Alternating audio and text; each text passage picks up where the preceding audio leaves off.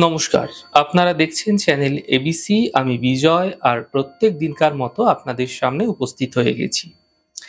আজকে আমি আপনাদের সঙ্গে এখন আলোচনা করব হরিশয়নী একাদশী সম্পর্কে এবং আলোচনা করব এই চাতুর্মাস চলাকালীন আপনাদের ক্ষেত্রে কি খাদ্যদ্রব্য সেবনে বিশেষ নিষেধাজ্ঞা রাখা উচিত।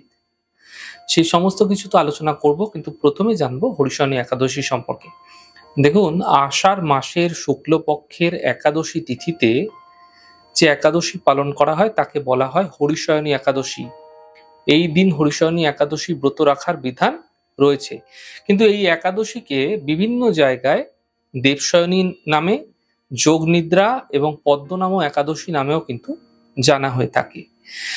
আজ ভগবান বিষ্ণুর বিশেষভাবে পূজা উপাসনা করা হয়ে থাকে। একটি কাঠের চকির মধ্যে হলুদ রঙের কাপড় বিছিয়ে তার উপর ভগবান বিষ্ণুর চিত্রকে বসানো হয় এবং ভগবান বিষ্ণুর ডান হাতের দিকে একটি ছোট্ট ঘট জলপূর্ণ অবস্থায় রাখা হয় এবং ভগবানের প্রতিমার ঠিক পাশে একটি শঙ্খ এবং ঘিয়ের প্রদীপও রাখা হয়ে থাকে। সবার প্রথমে ঘটে জল দ্বারা সেই স্থানটিকে পবিত্র করে নিতে হবে আপনাকে। এরপরে ঘিয়ের একটি প্রদীপ প্রজ্বলন করতে হবে। এরপর ভগবানকে আপনারা হলুদ পুষ্প অর্পণ করবেন এবং রলি, পান, সুপারি দ্বারা পুজো করবেন এবং ভোগে ফল মিষ্টি আপনারা দিতে পারেন। এই সাধারণ পূজার পরে আপনারা ভগবানের আরতি করুন, বিষ্ণু সহস্র নামের জপ করুন এবং ভগবান বিষ্ণুর কাছে আপনার জীবনের সুখের জন্য, শান্তির জন্য প্রার্থনা করুন। আজকের দিনে যদি আপনারা এমনটি করছেন, আপনার জীবনে সুখ এবং সমৃদ্ধি বজায় থাকতে আপনারা দেখতে পাবেন। এই সহজ প্রক্রিয়া আপনাদের ক্ষেত্রে অনেক বেশি লাভকারী হতে পারে। দেখুন, মনে করা হয়ে থাকে আজ থেকে ভগবান বিষ্ণু বিশ্রামের জন্য শয়ন নিদ্রায় চলে যাবে এবং পুরো 4 মাস সেই শয়ন নিদ্রা অবস্থায় সে থাকবে। ভগবান শ্রী হরির এই শয়নকালকে চাতুর্মাস নামে জানা যায়। এই 4 মাস অর্থাৎ শ্রাবণ মাস, ভাদ্র মাস, আশ্বিন মাস এবং কার্তিক মাসকে বলা হয়ে থাকে। দেখুন, চাতুর্মাস আরম্ভ হওয়ার সাথে সাথে আগামী 4 মাস পর্যন্ত যে সময়কাল রয়েছে অর্থাৎ শ্রাবণ, ভাদ্র, আশ্বিন এবং কার্তিক মাস, এই সময়কালে বিবাহ আদি অন্যান্য বিভিন্ন শুভ কার্য কিন্তু বর্জন করা হয়ে থাকে। দেখুন, বিবাহ ছাড়া এই 4 মাসে কিছু খাদ্যদ্রব্যের নিষেধ হয়ে থাকে। দেখুন, শ্রাবণ মাসে শাকের ত্যাগ আপনাদের করতে হবে।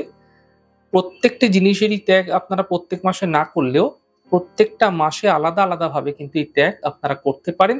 এতে আপনাদের বিশেষ ফায়দা মিলবে। দেখুন, শ্রাবণ মাসে শাকের ত্যাগ করতে পারেন, ভাদ্র মাসে দই এবং দুধের ত্যাগ করতে পারেন, আশ্বিন মাসে দুধের ত্যাগ করতে পারেন এবং কার্তিক মাসে ত্রিদল অর্থাৎ ডালের ত্যাগ আপনারা করতে পারেন। এছাড়া পুরাণে বর্ণিত আছে, বলা আছে যে গুড়ের ত্যাগ এই 4 মাস যাবৎ সময়কাল যদি করা যায়, এতে ব্যক্তির মধুর স্বর প্রাপ্ত হয়ে থাকে। তার স্বরের মধ্যে, তার স্বরধ্বনির মধ্যে মধুরতা দেখা যায়।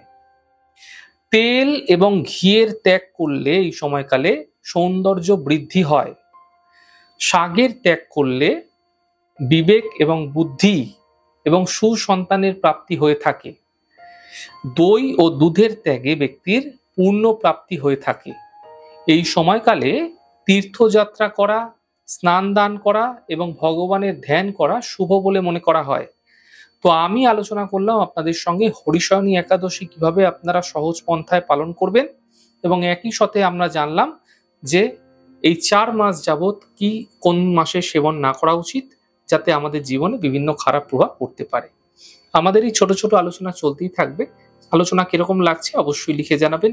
যদি ভালো লেগে থাকে সেক্ষেত্রে লাইক করতে, কমেন্ট করতে, সাবস্ক্রাইব এবং শেয়ার করতে বন্ধুদের সঙ্গে ভুলবেন না। অনেক ভালো থাকুন, সুন্দর থাকুন, সুস্থ থাকুন। আগামী পর্বে দেখা হবে। নমস্কার।